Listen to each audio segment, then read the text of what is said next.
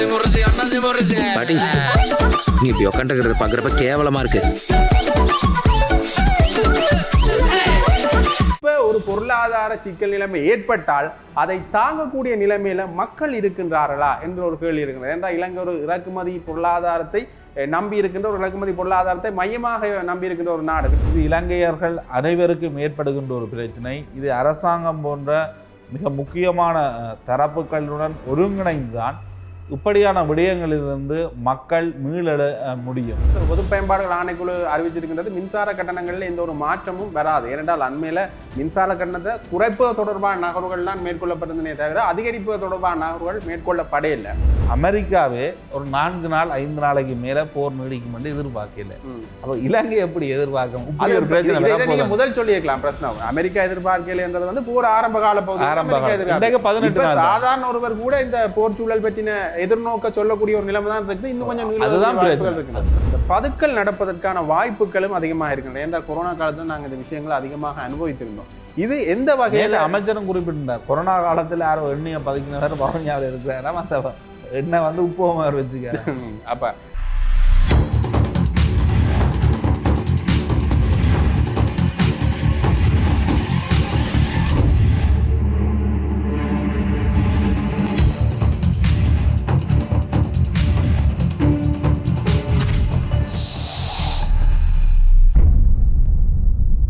வணக்கம். த ஒப்பீனியன். இந்த சமரசம் இல்லாத 360 பாகையில் நோக்கு.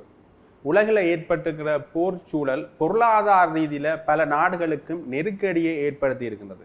இந்த நெருக்கடி இலங்கையையும் சூழக்கூடிய ஒரு அபாயம் இருக்கின்றது. அது தொடர்பாகத்தான் நாங்கள் இன்றைய தினம் பேச இருக்கின்றோம். எங்களோட ஊடகவியலாளர் பிரச்சனை இணைந்திருக்கிறார். வணக்கம் பிரச்சனை. வணக்கம். வணக்கம். இந்த ரீதியில் நாங்கள் பார்க்கின்ற பொழுது இந்த போர் சூழலால் பொருளாதார ரீதியில் என்ன மாதிரியான பிரச்சனைகள் எல்லாம் ஏற்படலாம் என்கின்ற ஒரு விதத்தில் பார்க்கின்ற பொழுது அண்மையில் நேற்றைய தினம் ஜனாதிபதி அன்றகுமார் ரசநாயக் அவர்கள் ஒரு விசேட ஊடக சந்திப்பு ஒன்று வச்சிருந்தார். அந்த ஊடக சந்திப்பில் அவர் பேசுகின்ற பொழுது ஓரளவுக்கு நாங்கள் இந்த பிரச்சனைகளை கட்டுக்குள்ளே கொண்டு வந்திருக்கின்றோம். இருந்தாலும் கூட எரிபொருளில் சில தனியார் கம்பெனிகளுடைய கப்பல்கள் இங்கே வருகிறதுல சிக்கல் நிலைமை ஏற்பட்டிருந்தது. அந்த சிக்கல் நிலைமை தான் இந்த எரிபொருள் தாமதத்துக்கு ஒரு காரணமாக இருந்தது. அதனால தான் இந்த QR குறியீடுகள் அறிமுகப்படுத்தப்பட்டிருந்தன. அது மட்டும் இல்லாமல் இந்த புதன்கிழமை விடுமுறை என்பதும் அதில் ஒரு புதிய ஒரு பகுதியாக சேர்க்கப்பட்டிருந்தது. இது தொடர்பான பல விமர்சனங்கள் நாட்டில் எழுந்திருந்தன. எதிர்க்கட்சிகள் தொடர்ந்துமே இந்த அரசாங்கத்தை விமர்சித்து கொண்டிருக்கிறத பாரக்கூடிய மாதிரி இருக்கின்றது. அது ஒரு வழக்கமான போக்கு என்றாலும், எதிர்க்கட்சியினுடைய பார்வை ஒரு வழக்கமான போக்கு என்றாலும், மக்களுக்கு எந்தெந்த இடர் சூழ்நிலைகள் ஏற்பட போகின்றன என்கின்ற ஒரு மிகப்பெரிய கேள்வி ஒன்று இங்கே எழுந்திருக்கின்றது.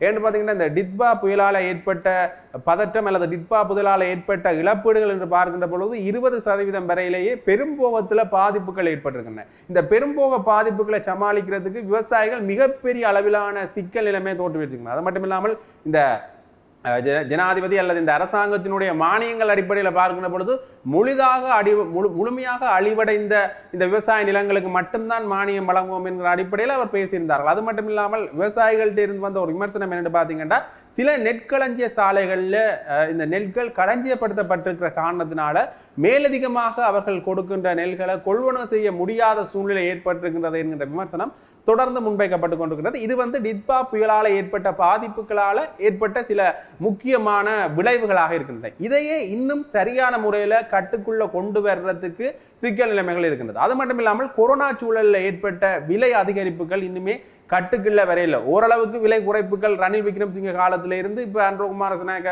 காலத்தின் வரைக்குமே வந்திருந்தாலும் கூட அந்த விலை குறைப்புகளும் சரியான முறையில் மக்களை சென்றடைந்திருக்கிறதா என்றால் அதுவும் இல்லை என்று தான் சொல்லணும். என்று பார்த்தீங்கன்னா அது சரியான முறையில் நகர்த்தப்படும். என்றால் 3 மடங்கு அதிகரிப்புகள் ஏற்பட்டிருந்தன சில உணவுப் பொருட்கள் மேல. அந்த 3 மடங்கு அதிகரிப்புகளும் இப்போ 1 மடங்காக குறைக்கப்பட்டிருந்தா கூட அதுவும் ஒரு கேள்விக்குறியாகத்தான் இருக்கின்றது. இப்படியான சில சிக்கலான சூழ்நிலைகள் நிலவுற இந்த காலப்பகுதியில் இப்ப ஒரு பொருளாதார சிக்கல் நிலைமை ஏற்பட்டால் அதை தாங்கக்கூடிய நிலைமையில மக்கள் இருக்கின்றார்களா என்ற ஒரு கேள்வி இருக்கிறது. என்றால் இலங்கை ஒரு இறக்குமதி பொருளாதாரத்தை நம்பி இருக்கின்ற ஒரு இறக்குமதி பொருளாதாரத்தை மையமாக நம்பி இருக்கின்ற ஒரு நாடு. கிட்டத்தட்ட உணவுப் பொருட்கள் என்ற அடிப்படையில் பார்க்கின்ற பொழுது வெங்காயம் பருப்பு போன்ற நடவடிக்கைகளில் வந்து 80% 100% இறக்குமதியை நம்பித்தான் இருக்கின்றது. இந்த போக்குவரத்து செலவுகள், கடல் கப்பல் போக்குவரத்து செலவுகள் அதிகரித்திருக்கின்றன இந்த போர் பதற்றமான சூழ்நிலை காரணமாக. ஆகவே இந்த உணவுப் பொருட்களுக்குரிய தட்டுப்பாடு நிலவாவிட்டாலும் கூட விலை உயர்வுகள் அதிகமாக ஏற்படுவதற்குரிய வாய்ப்புகள் இருக்கின்றன. இதை தாங்குவதற்குரிய சக்தி எங்களோட மக்கள்கிட்ட இருக்கின்றதா? அடுத்த கட்டம் நோக்கிய எந்த நகர்வுகளை மக்கள் மேற்கொள்ளணும் என்று நீங்கள் நினைக்கின்றீர்கள்? பிரச்சனை இலங்கைக்கு தற்பொழுது ஏற்பட்டிருக்கின்ற நெருக்கடி என்பது இலங்கை அரசாங்கத்தினாலோ எங்களுடைய ஆட்சியாளர்களால் ஏற்படுத்தி கொள்ளப்பட்ட ஒரு பிரச்சனை கிடையாது. இது அரபு நாடுகள், குறிப்பாக ஈரான் மீதான அமெரிக்காவும் இஸ்ரேலும் மேற்கொள்கின்ற யுத்தம் காரணமாக ஏற்பட்டதன் விளைவு. எனினும் அரசாங்கம் சில நடவடிக்கைகளை முன்னெடுத்திருக்கின்றது. அன்றகுமார திசாநாயக்காவுடைய நேற்றைய உரை என்பது பார்க்கின்ற மக்களுக்கு ஒரு நம்பிக்கை கொடுக்கக்கூடிய அளவில் அவர் சில விடயங்களை கூறியிருக்கின்றார். அவர் கூறிய விடயங்கள் எந்த விதமான எதிர்ப்புகளோ விமர்சனங்களும் இன்றி மக்களிடம் ஏற்றுக்கொள்ளப்படுமாக இருந்தால் மக்கள் அதனை பின்பற்றி வாழ வேண்டியவர்களாக மாறுவார்கள். எனினும் அரசாங்கத்தினுடைய நிலைப்பாடு என்பது தற்பொழுது ஒரு முடிவை எடுத்து அறிவித்திருக்கின்றார்கள். இதுதான் முடிவு என்பது திடமான அறிவிப்பாக அரசாங்கம் அறிவிக்கவில்லை. சில மாறுதல்களை தொடர்ச்சியாக மேற்கொண்டு வருகின்றது. ஒரு அரசாங்கமாக இந்த இப்படியான ஒரு இடர்நிலைமையை கட்டுப்பாட்டுக்குள் வைத்திருப்பதற்கு, மக்களுக்கு எதிர்காலத்தில் ஏற்படக்கூடிய நெருக்கடிகளை தவிர்ப்பதற்கு அரசாங்கத்தினுடைய இந்த முயற்சி என்பது தற்பொழுது ஒரு விமர்சனத்துக்கு உட்படுத்தக்கூடிய விடயமாக பார்க்கப்படக்கூடாது. ஏனெனில் இது இலங்கையர்கள் அனைவருக்கும் ஏற்படுகின்ற ஒரு பிரச்சனை. இது அரசாங்கம் போன்ற மிக முக்கியமான தரப்புகளுடன் ஒருங்கிணைந்துதான் இப்படியான விடயங்களிலிருந்து மக்கள் மீளெழ முடியும். ஆகவே தற்பொழுது அரசாங்கம் பல்வேறு தரப்பினருடைய ஆலோசனைகளை பெற்று மக்களுக்கும் பொருளாதாரத்திற்கும் இயல்பான வாழ்க்கைக்கும் என்னென்ன விடயங்களை முன்னெடுக்க வேண்டுமோ அவ்வாறான விடயங்களை முன்னெடுத்து கொண்டு சில கட்டுப்பாடுகளை விதிப்பதன் ஊடாகத்தான் தற்பொழுதைய நிலைமையை சமாளிக்க முடியும். இவர்களால் எரிபொருளை கொண்டு வர முடியாது. ஆகவே இவர்கள் எரிபொருளை கொண்டு வருவதற்கான முயற்சிகளை வேறு நாடுகளிடம் பேச்சுவார்த்தை ஆரம்பித்திருக்கின்றார்கள். ரஷ்யாவுடன் கூட அந்த பேச்சுவார்த்தை முன்னெடுக்கப்படுகின்றது. அவ்வாறான விடயங்கள் வெற்றியளித்தால் கூட அது ஒரு குறிப்பிட்ட காலத்தை எடுக்கும். ஆகவே தற்பொழுதைய அரசாங்கத்தினுடைய இந்த நடவடிக்கைகள் முழுமையாக விமர்சனத்துக்கு உட்படுத்தக்கூடிய ஒன்றாக நான் பார்க்கவில்லை. ஆனால் சில தரப்புகளுக்கு இதனை விட கூடிய அளவு எரிபொருள் தேவை இருக்கின்றது, வேறு தேவைகள் இருக்கின்றது. அதனை அரசாங்கம் நிதானமாக கையாள வேண்டும். அந்த விடயங்களை சரிவர கையாளுகின்ற பொழுதுதான் யாருக்கும் ஒரு பாதிப்பற்ற நிலைமை என்பது தொடர்கின்ற ஒரு நிலைமையாக இருக்கும்.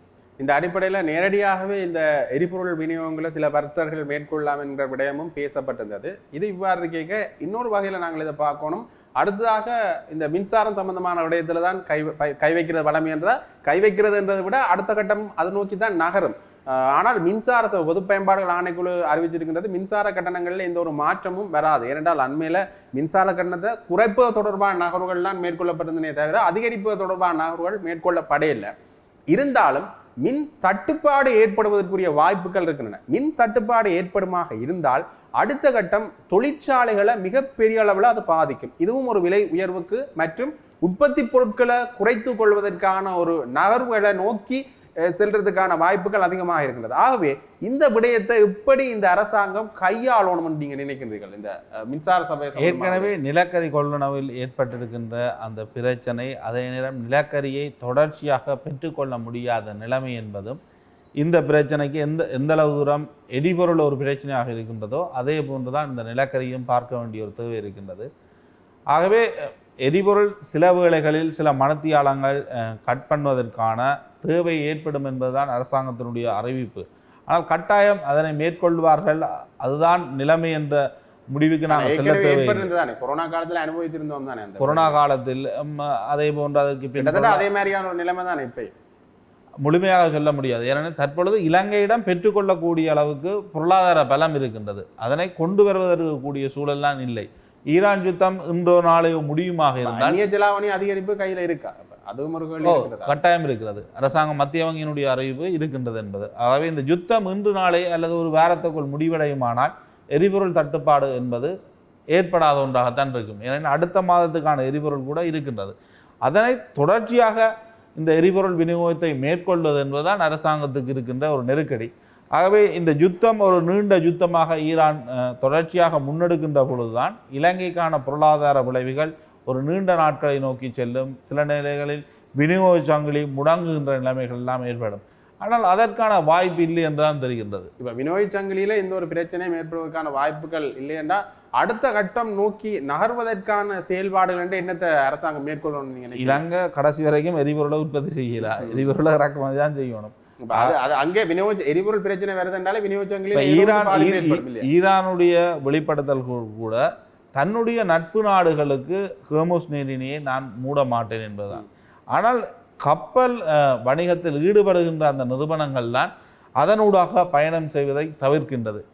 சில வேளைகளில் இலங்கை, இந்தியா, சீனா போன்ற நாடுகளுக்கு ஈரான் வெளிப்படையாக ஹோர்முஸ் நீரிணையை பயன்படுத்துவதற்கு அனுமதி அளிக்கின்ற பொழுது இந்த நிலைமைகள் மாறும். தொடர்ச்சியாக ஹோர்முஸ் நீரிணையை மூடி வைத்திருப்பது என்பதும் ஈரானுக்கு எதிரான ஒரு விடயமாக மாறுவதற்குத்தான் வாய்ப்புகள் அதிகம். அதே நேரம் ரஷ்யா போன்ற நாடுகளிடமிருந்து எரிபொருள் இலங்கைக்கு கிடைக்கின்ற நிலைமை ஒரு துரித கதியில் இடம்பெறுமாக இருந்தால் அதான் நாங்கள் பிரச்சனை. துரித கதி என்றதான் பிரச்சனை. துரித கதியில நடைபெறாட்டிக்கு ஒரு சிக்கல் ஒன்று ஏற்படும். அந்நிய செலாவணி கையிருப்பு வந்து அப்படியே இருக்காதானே பிரச்சனை. அது உண்மை. ஆனால் எல்லாம் ஏப்ரல் மாதத்தில் இடம்பெறுவதற்கான வாய்ப்புகள் இல்லை. மே மாதம் வரை எந்த விதமான மாற்றங்களும் இல்லாமல் இதே நிலைமை தொடர்மாக இருந்தால் மட்டும்தான் எரிபொருள் மே மாதத்தில் தான் சொல்லப்பட்டிருந்தது. 37 நாட்களுக்கு எரிபொருள் இருக்குது, நாங்கள் எரிபொருள் விலையிலேயே மாற்றம் செய்ய மாட்டோம் என்ற அடிப்படையில் தான் பேசப்பட்டது. ஆனால் அடுத்த சூத்திரம் பிறகு மிகப்பெரிய அளவில் அதற்கு ஒரு காரணம் கூறுகின்றார்கள். வளமையாக ஒரு நாளுக்கு எவ்வளவு எரிபொருள் நாங்கள் விநியோகிப்போம், ஆனால் அதனிலிருந்து பல மடங்கு விநியோகம் மேற்கொள்ளப்படும் அதிகரித்ததால அதனை கட்டுப்படுத்தணும் ஏதோ ஒரு வழியில். அப்போ அவ்வாறான முயற்சிகள் தான் அரசாங்கம் ஈடுபடுகின்றது. ஒரு இருப்பு என்பது சாதாரண வகையில் எவ்வளவு தேவை என்ற அடிப்படையில் தான் இருப்புகளை பேணுவார்கள். ஆனால் திடீரென்று நுகர்வு அதிகரிக்கின்ற பொழுது எவ்வாறு அவர்கள் குறிப்பிட முடியும்? 37 நாளைக்கு முறையை உடனே அறிமுகப்படுத்தி இருக்கலாமோ? அப்படியான ஒரு விமர்சனம் ஒரு 3-4 நாட்களுக்கு அப்படியான ஒரு விமர்சனம் இருக்கிறது. ஆனால் உங்களுக்கு தெரியும், போன ஞாயிற்றுக்கிழமை கியூஆர் நடைமுறைப்படுத்தப்பட்டதுன்றது இன்று வரை அதனுடைய தொழிற்பாடு விமர்சனம். ஆகவே ஒரு கியூஆர் நடைமுறையை உடனடியாக கொண்டு வர முடியுமா? இல்ல, ஏன்னா இது ஒரு தொழில்நுட்ப ரீதியான பிரச்சனை தான். இதுல நிறைய பேர் வேலைக்கு அமர்த்துறதோ அல்லது உடனடியாக வேலைக்கு இன்னொரு புதிதாக நியமிக்கிறதோ எதுவுமே இல்லை. தொழில்நுட்ப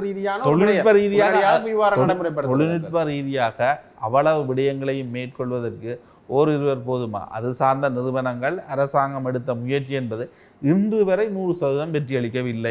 வெற்றி அளிக்கவில்லை. அதான் நான் சொல்றேன். இப்ப ஆரம்பிச்சதே வெற்றி அளிக்கவில்லை. கொஞ்சம் வேலைக்கு ஆரம்பிக்க வேண்டிய செயல்பாடு தான். ஏன்டா கியூஆர் என்பது புதிய விடயம் இல்லை.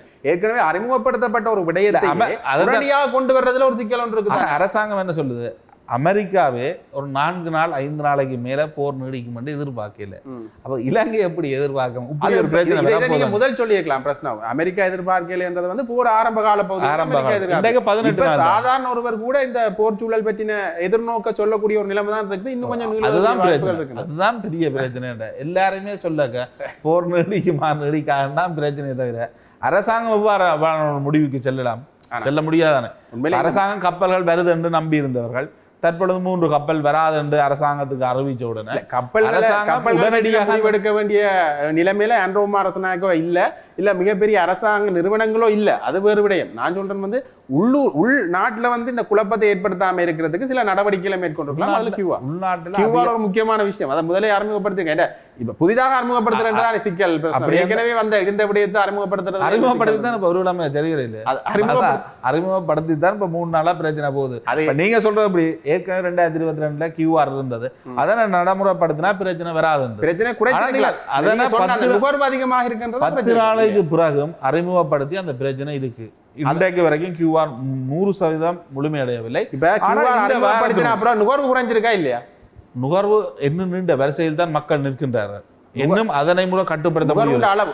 நுகர்ந்த அளவு தொடர்பில் தான் அரசாங்கம் இந்த முயற்சியை எடுத்திருக்கின்றது. கியூஆர் கொண்டு வந்ததன் பின்னர் நுகர்வு குறையும். ஏனெனில் ஒருவருக்கென இத்தனை லிட்டர் அடிக்க முடியும் என்ற ஒரு நிலைமை. ஆனால் பலருக்கு அடிக்க முடியாத சூழல் இருக்கின்றது.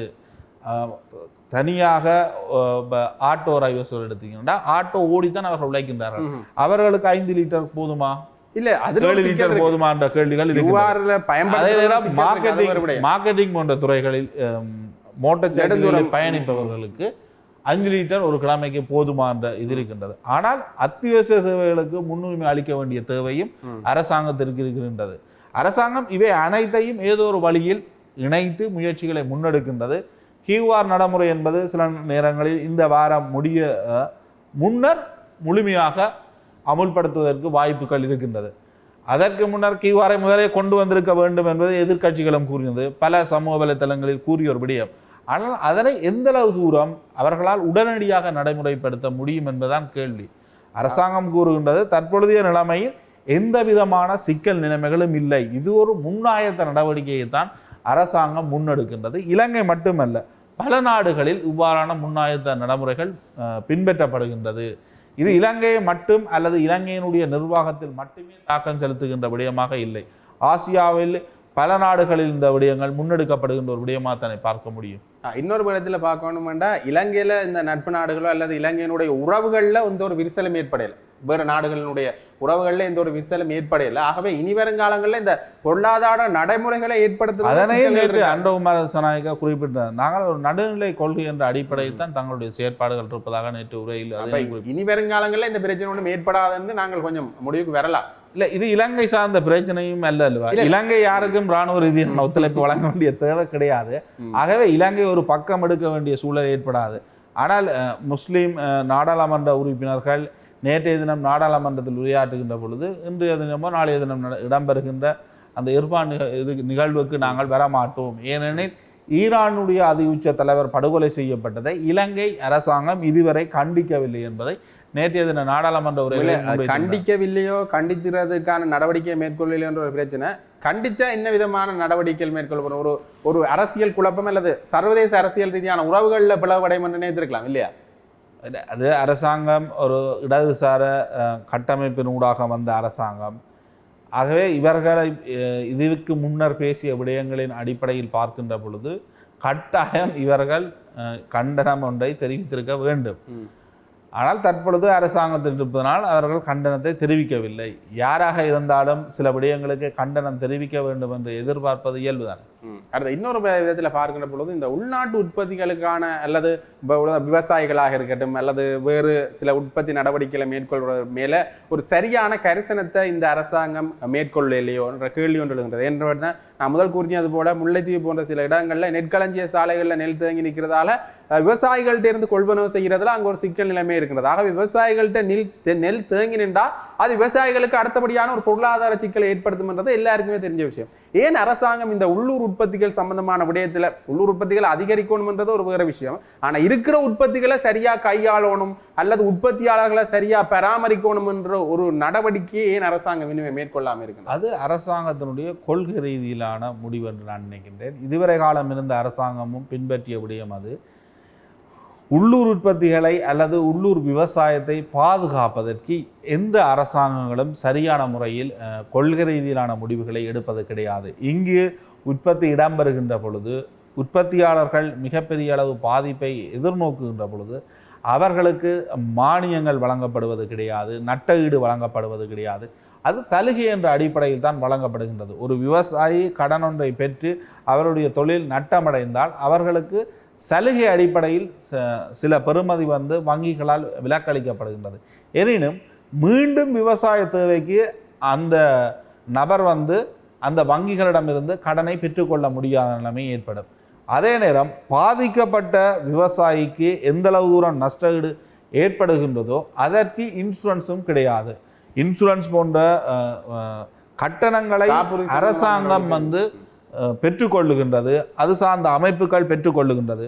ஒருவருக்கு 5 லட்சம் ரூபாவுக்கு விவசாய நடவடிக்கையில் நஷ்டம் ஏற்படுது என்றால் அந்த 5 லட்சம் ரூபாவையும் அந்த இன்சூரன்ஸ் கம்பெனியினால் கொடுக்க முடியாத நிலைமை தான் இருக்கின்றது. ஆகவே என்ன காரணத்துக்காக இவர்கள் இன்சூரன்ஸ் செய்கின்றார்கள் என்பதும் சரியான ஒரு புரிதல் இல்லாத நிலைமை. அதே நேரம் இவர்கள் இங்கு ஒரு உற்பத்தியை மேற்கொண்டு மழையோ இல்லை அதிக அளவு வெப்பம் காரணமாகவோ அது அழிவடைகின்ற பொழுது குறிப்பிட்ட அளவு மிஞ்சும். அதனை அவர்கள் சந்தைக்கு விடுகின்ற பொழுது அது சந்தை பெறுமதி என்பது இறக்குமதியினூடாக அதிக அளவில் குறைக்கப்படும். ஆகவே அந்த குறைந்தபட்ச விவசாய நடவடிக்கையிலிருந்து கூட அந்த விவசாயி தான் விற்று லாபத்தை ஈட்ட முடியாத அளவுக்கு அரசாங்கத்தினுடைய கொள்கை முடிவுகள் அமையும். அவர்கள் மக்களுக்கு இந்தளவு நுகர்ச்சிக்கு தேவை என்ற அடிப்படையில் இறக்குமதிகளை மேற்கொள்வார்கள். இறக்குமதியை மேற்கொள்ளுகின்ற நிறுவனங்கள் அரசாங்கத்தின் உயர் பீடங்களுக்கு செல்வாக்குக்கு உட்பட்டவர்களாக இருக்கின்ற காரணத்தினால் அது லாபம் ஈட்டுகின்ற நோக்கத்துடன் அந்த இறக்குமதி பார்க்கப்படுகின்றது. இங்கு நேரடியாக விவசாயத்தில் ஈடுபடுபவர்கள் தொடர்பில் யாரும் கவனம் கொள்வது கிடையாது. இதனுடைய தொடர்ச்சி தான் விவசாயம் அல்லது உள்ளூர் உற்பத்திகள் வீழ்ச்சி அடைவது அல்லது அதனை நோக்கி மக்கள் இளைஞர்கள் செல்லாதற்குரிய மிக பிரதானமான காரணம். இந்த அடிப்படைகளில் இது மாற்றம் செய்யப்பட வேண்டும். விவசாயம் என்பது அரசாங்கத்திற்கு ஒரு முதுகெலும்பான விடயமாக பார்க்கப்பட வேண்டும். எனினும் அவர்களுடைய அரசாங்கத்தினுடைய முடிவு என்பது நாங்கள் இங்கு விவசாய நடவடிக்கைகளில் ஈடுபட்டு அது சந்தைக்கு வருகின்ற பொழுது விலை அதிகளவு இருப்பதாகவும் ஆனால் வெளிநாடுகளிலிருந்து இறக்குமதி செய்வதன் ஊடாக அந்த சந்தை பெறுமதி என்பது குறைந்த அளவில் பேண முடியும் என்ற அடிப்படையில் கூட சில முடிவுகள் எடுக்கப்படுகின்றது. ஆகவே உள்ளூர் உற்பத்தியை இவர்கள் பாதுகாக்கப் போகின்றார்களா அல்லது விவசாய நடவடிக்கையில் ஈடுபடுகின்ற விவசாயிகளை பாதுகாக்கப் போகின்றார்களா என்பது தொடர்பில் அரசாங்கத்திற்கு ஒரு தெளிவான நிலைப்பாடு இல்லாததும் இந்த விவசாயம் உள்ளூர் உற்பத்தி தொடர்பில் நீண்ட காலமாக இருக்கின்ற ஒரு பிரச்சனைக்கு காரணமாக இருக்கின்றது. இது தொடர்பில் விவசாய அமைப்புகளோ அல்லது விவசாயத்தில் ஈடுபடுகின்றவர்கள் அரசாங்கத்துடன் மிகப்பெரிய அளவு ஒரு நெருக்கடி கொடுக்கின்ற விடயத்துக்கு சென்று அங்கு ஒரு பேச்சுவார்த்தையில் ஈடுபடுவது கிடையாது. அதுவும் ஒரு பிரச்சனையாக பார்க்க வேண்டியது. உண்மையிலே அந்த விடயத்தை கவனமாக கையாளணும் வேண்டாம். இறக்குமதி மற்றும் உள்ளூர் உற்பத்தி சார்ந்த ஒரு தெளிவு இருக்கணும் வேண்டாம். ஒரே பொருட்கள் இரண்டிடத்திலுமே இருக்க இப்படியான பிரச்சனை நிறைய இடங்கள்ல வரலாம். அடுத்ததாக இன்னொரு பிரச்சனை ஜனாதிபதி அன்ரோகுமார் திசாநாயக்க சொல்லியிருந்தார், இந்த கட்டுப்பாட்டு விலைகள் தொடர்பாக உடனடி நடவடிக்கைகள் மேற்கொள்ளப்படும். இந்த கட்டுப்பாட்டு விலைகள் என்றோன்னா அதிலையும் திருப்பி பாதிக்கப்பட போறது யாருன்னு பார்த்தீங்கன்னா இந்த உள்ளூர் உற்பத்தியாளர்கள் அதில் ஒரு பிரச்சனையை எதிர்கொள்வார்கள். இன்னொரு மானியம் வழங்கி கட்டுப்பாட்டு விலையை கொண்டு வர வேண்டும். அதனை செய்யாமல் இறக்குமதியை செய்து சந்தை விலையை தீர்மானிக்க விடுவது என்பது அது ஒரு ஆபத்தான விடயம், ஒரு மிகப்பெரிய சிக்கல். கட்டாயம் இங்கிருக்கின்ற விவசாயிகளுக்கு மானியத்தை வழங்கி கொண்டுதான் இந்த விலை தீர்மானிக்கப்பட வேண்டும். அப்படி செய்யாதான் இதுவரை காலம் வீழ்ச்சிக்கு மிகப்பெரிய ஒரு காரணமாக இருக்கின்றது. அடுத்த இன்னொரு முக்கியமான விடயத்தை நாங்கள் இதில் பார்க்கணும் வேண்டும் பார்த்தீங்கன்னா இந்த பொருட்கள் சம்பந்தமான விடயத்தில் இன்னொரு வகையில் இந்த பதுக்கல் நடப்பதற்கான வாய்ப்புகளும் அதிகமாக இருக்கின்றன. ஏன்றால் கொரோனா காலத்தில் நாங்கள் இந்த விஷயங்களை அதிகமாக அனுபவித்திருந்தோம். இது எந்த வகையில் அமைச்சரும் குறிப்பிட்டிருந்தார், கொரோனா காலத்தில் யாரோ எண்ணெயை பதுக்கினவர் பவனியாவில் இருக்கிறாராம், அந்த எண்ணெய் உப்புமார் வச்சுக்கிறேன். அப்போ இப்போ பதுக்கல் விடயங்கள் எந்த அளவு வர்த்தகர்களுக்கு செல்வாக்கு செலுத்துதுன்னா அது அவர்களுடைய பிரச்சனை, அவர்கள் அனுபவித்துக் கொள்கிறார்கள் என்று நாங்கள் விட்டுக்கொள்ளலாம். பதுக்கினது அவர்களை அனுபவித்துக் கொள்கிறார். இது மக்களுக்கு எந்த ரீதியான பிரச்சனை ஏற்படுத்தும் என்றால் சடுதியான விலையேற்றம், செயற்கை விலையேற்றம் என்று சொல்வார்கள். செயற்கையாக தட்டுப்பாடு ஏற்படுவது போல செயற்கையான விலையேற்றத்தை இந்த பதுக்கல்கள் ஏற்படுத்தும். இது எப்படி கையாளணும் என்றால் முன்னைய காலகட்டங்களில் கூட இது சரியாக கையாளப்பட்டதாண்டா இல்லை என்று தான் சொல்லணும். ஏன்னா மஞ்சளுக்கு இந்த பிரச்சனை ஏற்பட்டிருந்தது முன்னைய காலகட்டங்களில். அது மட்டும் இல்லாமல் அரிசிக்கான ஒரு கீரிச்சம்பா என்கிற ஒரு அரிசிக்கு மிகப்பெரிய அளவிலான கேள்வி ஒன்று இருக்கிற சூழ்நிலையில அது மிகப்பெரிய அளவில் பதுக்கல் நடவடிக்கைகள் மேற்கொள்ளப்பட்டிருந்தது. பிரபல்ய ஃபுட் சிட்டிகள்லையும் சரி, பிரபல்ய பலசரக்கு கடைகள்லையும் சரி இந்த பிரச்சனை ஏற்பட்டிருந்தது. இதை சாதாரணமாக சில்லறை வியாபாரிகள் தான் பதுக்குகிறார்கள் என்று கேட்டீங்கன்னா இல்லை, மொத்த வியாபாரிகளுக்கே இந்த பிரச்சனை ஏற்பட்டிருந்தது. இந்த பதுக்கல் நடவடிக்கைகளில் மேற்கொண்டிருந்தார்கள். இதை இந்த அரசாங்கம் சரியாக கையாளணும் என்று அன்ரோகுமார் திசாநாயக்க அவர்கள் சொல்லியிருந்தார். ஆனால் கையாளுவதற்குரிய நடவடிக்கைகளை என்ன மேற்கொண்டிருக்கின்றார்கள் என்றதான் கேள்வி. உடனடியாக இந்த பதுக்கல் நடவடிக்கை மேற்கொண்ட அப்புறம் உடனடியாக போய் அந்த பதுக்கின பொருட்கள் எல்லாம் வெளியில் எடுத்துட்டு அதை திருப்பி எந்த அளவுக்கு மக்கள்கிட்ட போய் சேர்றதுன்றது அங்கே ஒரு கேள்விக்குறியா இருக்கிறது. இது பதுக்கல் நடவடிக்கை மேற்கொள்றதுக்கு முதலேயே இந்த இவ்வளவு பொருட்கள் தான் வந்திருக்கிறேன். அப்ப இவ்வளவு பொருட்கள் மக்களுக்கு விநியோகிக்கப்பட வேண்டிய ஒரு சூழ்நிலை இருக்கின்றது. இதை அரசாங்கமே முழுவதுமாக இறக்குமதியும் உற்பத்தியும் அதே போன்று கேள்வி தொடர்பில் சரியான ஒரு டிஜிட்டல் மயப்படுத்தப்பட்ட புள்ளி விவரங்களை அரசாங்கம் பேண வேண்டும். அது உண்மையில் ஒரு அந்த புள்ளி விவரங்களின் அடிப்படையில் அந்த முடிவுகள் எடுக்கப்பட வேண்டும். சரியான முறையில் அந்த தரவுகளை பேணுவது என்பது அரசாங்கத்திற்கு மிகவும் முக்கியமான ஒன்று. ஆனால் அவ்வாறான புள்ளி விவரங்கள் கிடையாது. விவசாய திணைக்களம் என்றால் எத்தனை நாள் சென்று அவர்கள் கிழமைக்கு ஃபீல்டு ஆஃபீஸர்களாக செல்கின்றார்கள். அவர்கள் அவ்வாறு செல்கின்ற வழக்கம் கிடையாது. ஆனால் அவர்களுக்கு அதுக்கான நேரங்கள் எல்லாம் ஒதுக்கப்பட்டிருக்கிறது. அது நடைமுறையில் இல்லை. இது தொடர்பில் அரசாங்கத்தினுடைய மேலதிகாரிகள் சரியான முறையை பின்பற்ற வேண்டும். இப்ப விவசாயத்தை கடந்து தற்பொழுது புதிதாக வேலைக்கு செல்லக்கூடிய வேலை வாய்ப்புக்கான சந்தை தற்பொழுது மிகப்பெரிய ஒரு கேள்வி பிரச்சனை. உண்மையிலே ஏற்கனவே வேலை வாய்ப்புக்கு போறவனுக்கு குறைஞ்ச சம்பளம் தான் நிறுவனங்கள் கொடுக்கும். ஆனால் தற்பொழுது இந்த பொருளாதார நிலைமை என்பது வேலை வாய்ப்புக்கு யாரும் செல்ல முடியாத ஒரு சூழ்நிலை ஏற்படுத்துகின்றது. அவர்கள் ஒன்று வெளிநாட்டுக்கு செல்ல வேண்டும், இங்கிருந்து வேறு வேலைகளை செய்ய முடியுமா என்றால் அது மிகப்பெரிய ஒரு கேள்வி. அவர்களுக்கான தற்பொழுதைய வாழ்க்கை தரத்துக்கு ஏற்ற வேலை சூழல் என்பது இலங்கையில் இல்லாமல் செல்லுகின்றது. ஆகவே அவர்கள் ஏதாவது ஒரு தொழிலை கற்றுக்கொண்டு தொழில் முனைவோர்களாக மாற வேண்டிய தேவை இருக்கின்றது.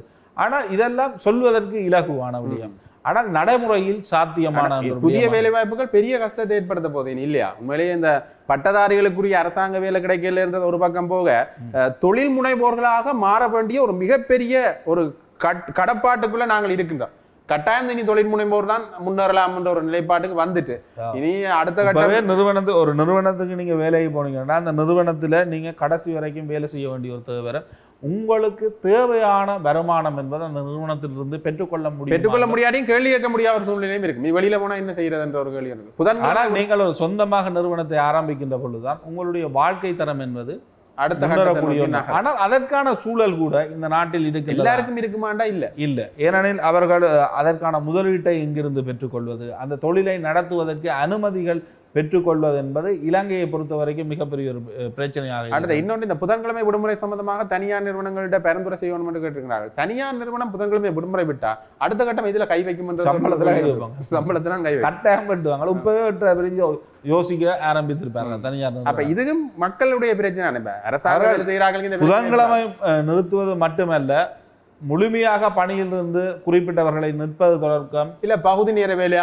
அவ்வாறான தனியார், ஏனெனில் அவர்களுடைய வருமானமும் குறைவதற்கான வாய்ப்புகள் அதிகம். உண்மையிலேயே இந்த தனியார் நிறுவனங்களோட கட்டமைப்பு எப்படி இருக்கின்ற, வெளிநாட்டு நிறுவனங்களை தவிர்த்து உள்ளூர மேற்கொள்ளப்பட்ட தனியார் நிறுவனத்தின் கட்டமைப்பு எப்படி இருக்கின்ற, எங்களை கொள்வனவுகளை பெருக்கிறது, எங்களுடைய பொருட்களின் வெளியீடுகளை அதிகமாக்குறதோ அல்லது அதனுடைய குவான்டிட்டி அல்லது குவாலிட்டியை அதிகமாக்குறதோ இல்லை. அவர்கள் இந்த சம்பளங்கள் மற்றும் ஏனைய விடயங்கள்ல கொஞ்சம் அதிகமாக கவனம் செலுத்துறதை பார்க்கக்கூடிய மாதிரியே இருக்கிறது. ஆகவே இது கொஞ்சம் சிக்கல் நிலைமைகளை ஏற்படுத்தும். அடுத்த இன்னொரு வகையில் பார்க்கணும் என்று பார்த்தீங்கன்னா, வெளிநாட்டு முதலீடுகளை உள்ளிருக்கிற பாணியில் ஏற்கனவே இந்த ரணில் விக்ரமசிங்கே பேசியிருந்தார். அன்ரோ மாரசநாயக் அவர்கள் வருகின்ற பொழுதும் நாங்கள் வெளிநாட்டு முதலீடுகளை இயல்பாகவே உள்ளுக்கு எடுப்போம், இதில் ஒரு பிரச்சனையும் ஏற்படாதுன்னு சொல்லியிருந்தாங்க. ஆனால் இங்கே அது தொடர்பான நடவடிக்கைகள் மேற்கொள்ளப்பட்டதாண்டா ஒரு கேள்விக்குறி ஒன்று இருக்கின்றது. கியூபாவில் ஏற்பட்ட பிரச்சனைகள், இந்த பொருளாதார சிக்கல், பொருளாதார தடை தொடர்பாக கியூபா நாட்டு அதிபர் எடுத்த நடவடிக்கை என்னன்னு பார்த்தீங்கன்னா, உடனடியாக வெளிநாட்டு முதலீடுகளை நாங்கள் உள்ளெடுக்க போகிறோம் என்ற விஷயத்தை சொல்லியிருந்தார். அது தொடர்பான வங்கி கணக்குகளையும் நீங்கள் தாராளமாக ஏற்படுத்திக் கொள்ளலாம், இதில் இருக்கிற சில சட்ட சிக்கல்களை நாங்கள் குறைத்து கொண்டிருக்கிறோம் என்று கியூபானுடைய அதிபர் சொல்லியிருந்தார். ஆகவே அந்த நாட்டில் இது ஓரளவு கொஞ்சம் பிரச்சனை குறைவை ஏற்படுத்தி, உங்களுக்கு தெரியும் கியூபாவில் எவ்வளவு பெரிய பிரச்சனை ஏற்படும். கியூபாவை பொறுத்த வரைக்கும் உள்நாட்டு ரீதியில் அரசாங்கத்தின் மீது மக்களுக்கு நம்பிக்கையற்ற தன்மை என்பது கிடையாது. அங்க அமெரிக்காவினுடைய பொருளாதார தடைகள் தான் அவர்களுடைய இந்த நிலைமைக்கு காரணம். ஆனா இலங்கையில் புலம்பெயர்ந்த தமிழ் மக்களுக்கு இந்த அரசாங்கத்தின் மீது நம்பிக்கை இருக்கின்றதா என்ற ஒரு மிகப்பெரிய கேள்வி இருக்கின்றது. முதல் இருந்ததிலிருந்து புலம்பெயர் தமிழர்களுக்கு ஒரு மாற்றம் ஏற்பட்டிருக்கலாம், ஆனால் முழுமையாக அந்த மாற்றம் ஏற்பட்டிருக்கின்றதா? இவர்களை நம்பி இங்கு முதலீடுகளை மேற்கொள்ள முடியுமா? இலங்கை ஒரு பாதுகாப்பான நாடா எங்களுடைய முதலீட்டுக்கு என்ற அடிப்படையிலான கேள்வி.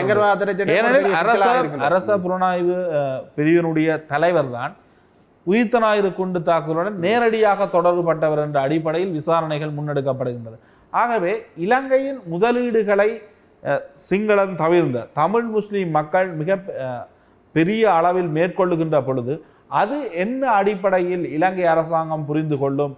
அவர்களுக்கான அனுமதிகளை பெற்றுக்கொள்வது தொடக்கம் அந்த முதலீட்டுக்கான பாதுகாப்பு தொடர்பிலும் கேள்விகள் உண்டு.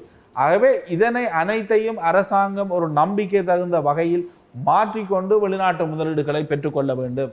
வெளிநாட்டு முதலீடுகள் என்பதன் ஊடாக மட்டுமே நாடு வளர்ச்சி அடைய முடியாது.